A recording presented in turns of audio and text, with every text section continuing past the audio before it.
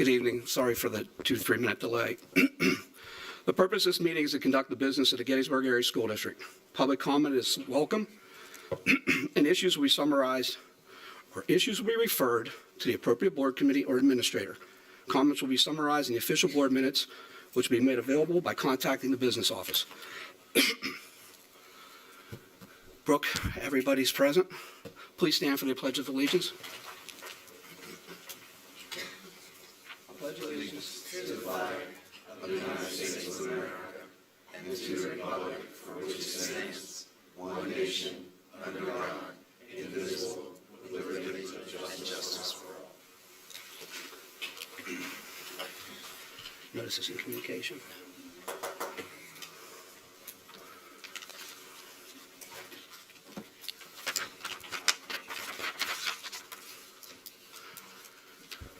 Al, citizens' participation, please. Thank you, Mr. President. We have one person who is asked to address the board this evening, Carolyn Jenkins. Yep. Thank you very much. I am a taxpayer here in Adams County, and I would like for you to consider with me the value of reading. A few hundred years ago, the general public could not read, so they were often pawns in the hands of despots who controlled for their own advantage. Slave owners did not want their chattel to learn to read because they were fearful of losing control over their bodies through their enlightened minds. Fast forward, and the majority of individuals in the United States are given the privilege and the opportunity to learn to read. It opens new horizons in astronomy, biology, geology, etc., for those who apply themselves. It offers escapes to places one may never be able to visit. Reading takes you on journeys, causing pictures to form in your minds and attitudes in your hearts. Consider with me this brief passage from the Adventures of Tom Sawyer. They had started down the hill by this time. There in the middle of the moonlit valley below them stood the haunted house, utterly isolated, its fences long gone, rank weeds smothering the very doorsteps, the chimney crumbled to ruin, the window sashes vacant, a corner of the roof caved in. The boys gazed a while, half expecting to see a blue light flit past a window, and then, talking in a low tone, as befitted the time and the circumstances, they struck off far to the right to give the haunted house a wide berth, and took their way homeward through the woods that adorned the rearward side of Cardiff Hill.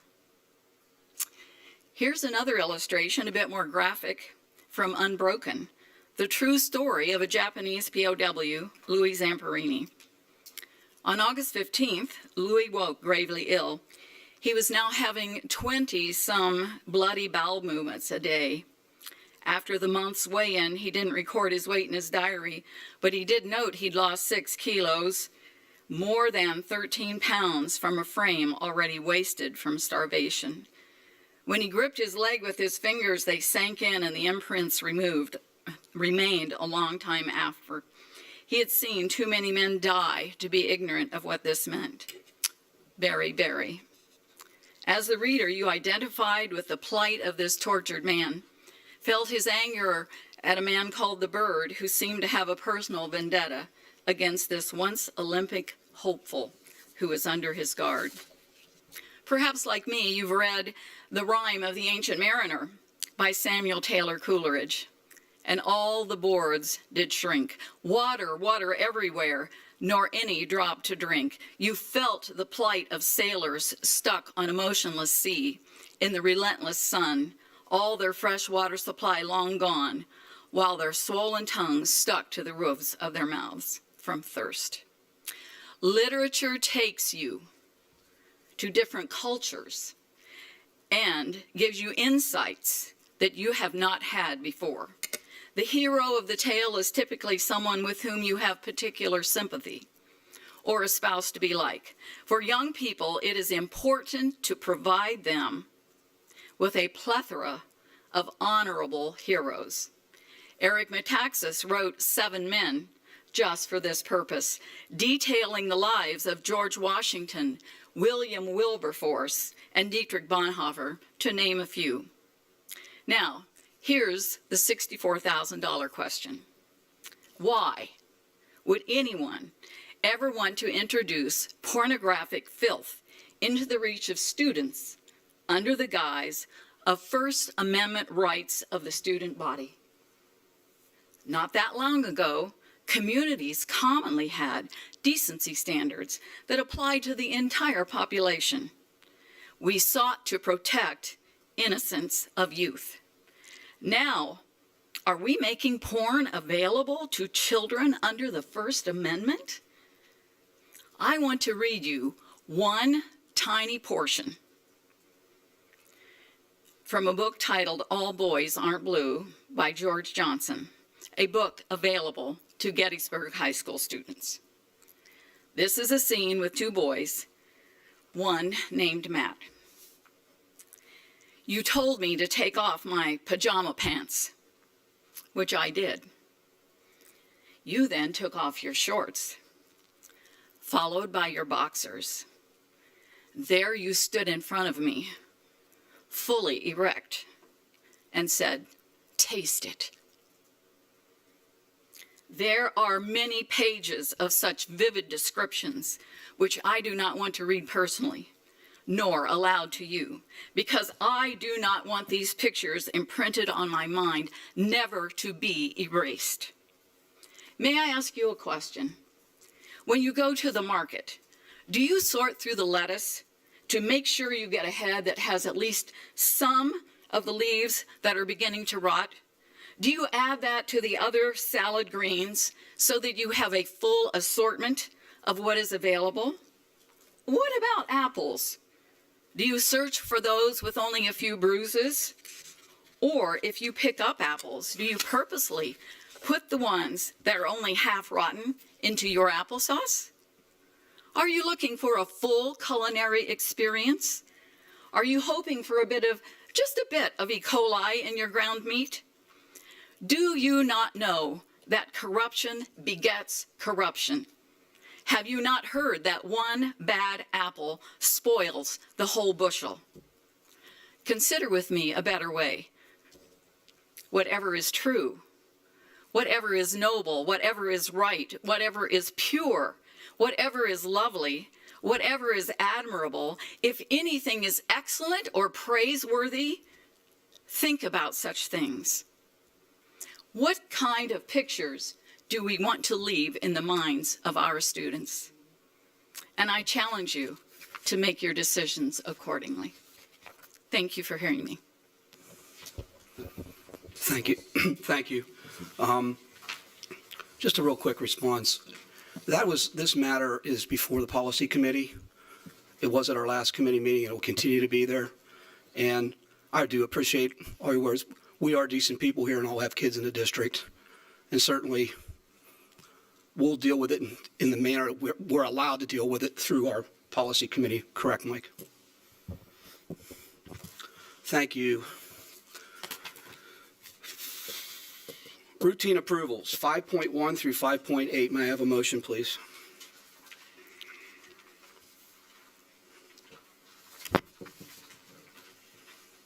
So moved.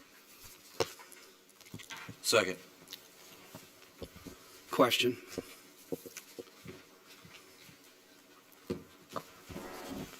Hearing no question, roll call. Al. Yes. Amy Beth. No. Mike. Yes. Michelle. Yes. Jeremy. Yes. Ryan. Yes. Tim. Yes. Timon. And I vote yes. Items for board action, 6.1, approval of the Future Ready Comprehensive Plan. May I have a motion, please? May I have a second? Second. Question.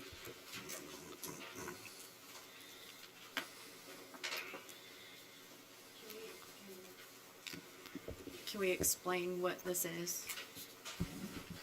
Like, I kind of know, but can we Dr. give me Lay, a little bit of detail? Dr. Lay, could you give us a summary of the Future Ready Comprehensive Plan, please? Sure. So the plan that was drafted and posted on our district website for 28 days has the actions plan and steps, our goals for the next 3 years, specifically a data team to look at school data, district data, and be more public with student performance through that data. And then also looking at social, emotional, and mental health needs of our students. And training schools on some of the state-approved behavioral intervention and support plans that some of our schools already have been approved to do. But all of them need to be, most of them need to be updated, and James Geddes, who started that journey, is completing that this year. We also have to put up our gifted education plan, which not much has changed in that since previously, our professional learning plan, and our induction plan. So those are the plans that we're asking for approval. The state mandates that. And again, that takes us through the 24-25 school year. And then it'll be revised in 3 years. Any questions? How come I haven't seen this before? Dr. Lay? Yeah, It was an information item in September. right. And sent to the board with the agenda.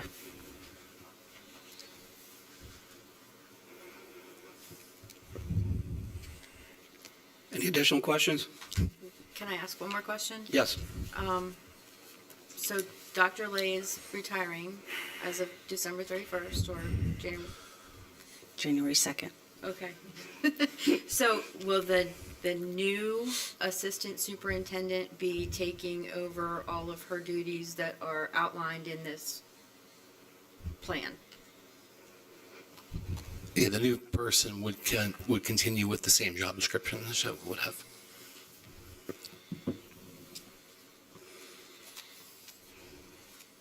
Some of the responsibilities fall on our Director of Special Education, Coordinator, Student Services, Tech Ed Director, so it's not all under my supervision, but most of this we would actually start after board approval anyway.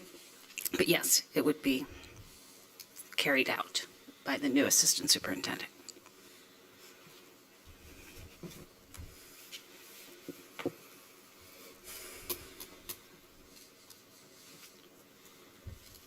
Anything additional? Roll call. Timon? Ryan? No. Tim? Yes. Jeremy? No. Michelle? No. Mike? Yes. Amy Beth? Yes.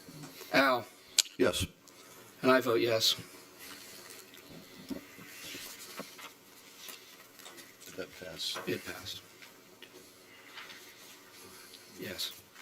That motion passes. 6.2, approval of Act 57 of 2022. May I have a motion, please? Question? Second. I'm sorry. Second. Second. Thank you. Question?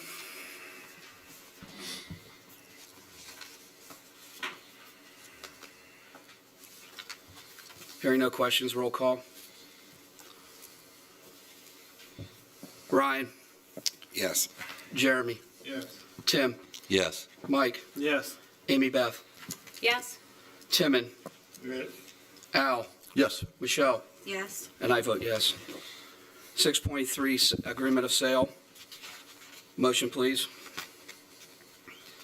So moved. Second. Question?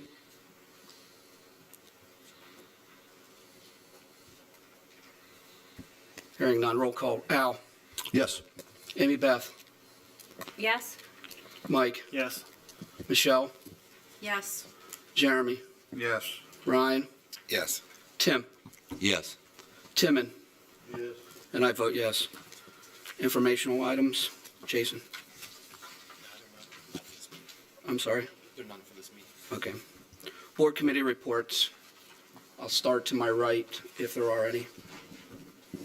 Mr. President, I have one. So the policy committee convened on October 11th here in the administration building, which we did discuss the couple of existing policies surrounding books and books approvals and some maybe additional policies with a group and our solicitor. So that is an ongoing policy discussion. And our next meeting will be November 15th, not the 8th, which is the third Tuesday, and that is due to Election Day. And this building is used as an election precinct, so it'll be November 15th at 4 p.m. Tim? We have a Building and Finance Committee meeting this Thursday, 4 o'clock, here at the admin building. Jeremy? Amy Beth? I have a LIU report. The LIU board met on October 4th. The Lincoln Intermediate Unit utilizes an open source telephone system, which does not have the capability to support the LIU staff assigned to locations outside the new Oxford central offices. Unanimous approval for the board has agreed to have Sonoma PBX Act Unified Communication System to take on the challenge of offering telephone capabilities to all staff throughout our service area. In other action was a vote for the board, a 6-2 vote in favor of the PBSA election officers. In addition, in a unanimous vote to enter into an agreement with WellSpan to provide school professional services 2022 and 23, a physician to review and sign standing orders to administer over-the-counter medications such as ibuprofen or Tylenol. Lastly, the successful motion to authorize the Special Education Division to enter into an agreement for the pediatric therapy service, now called Kelly Services, which is physical therapy, assistants, speech therapists, psychotherapists, nurses, behavioral specialists, social workers. The next meeting will be held on November 8th, and as always, I appreciate the opportunity to serve not only our district, but Fairfield and Upper Adams. Thank you. Thank you. Any program reports, Jason? Sure, we are continuing with the countywide feasibility study for ACTI. That group met this morning. The goal, obviously, is to, as we talked before, about taking a look at expanding opportunities for students within the county to be more aligned with the needs of various industries, both local, state level, national, trying to make sure that the kids have an opportunity to become both aware and get training in those professions that would provide a livable wage, moving forward. So first step is programming. So that's what's being looked at currently, and expect the feasibility study portion to be done probably within the next 60 days or so. So that's kind of where we are timeline-wise. Our next meeting will be November 7th at 7 o'clock here in the administrative boardroom. I would note to the board and to the public, we will go into executive session immediately following this meeting. May I have a motion to adjourn? Motion. We stand adjourned. Thank you.